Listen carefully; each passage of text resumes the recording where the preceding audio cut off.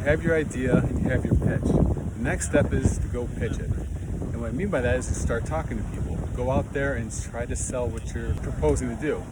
If you're trying to create this billion or $1 trillion empire at some point, you might want to start with one sale. Or you might want to start with one person or a handful of people say, yeah, I'd buy that.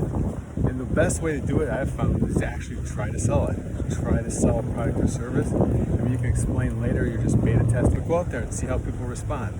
People give you a check or cash for it. And if they do, you can even take the next step and try to fulfill it. You might be thinking, well, I can't do that. I have an app or something along those lines. I would argue that most businesses can be done this way. It can be done manually as well. Take Uber, for example. Theoretically, you could go solicit a bunch of people that drive people around in their cars. You could also go solicit customers for people that need rides. So it's not that complicated. And it can save you a lot of time and energy and aggravation down the road if you find out that nobody wants to buy what you're trying to do anyway. There's no downside to doing this type of test. Because if you fail, then you'll know it might not be as good of a market for what you thought.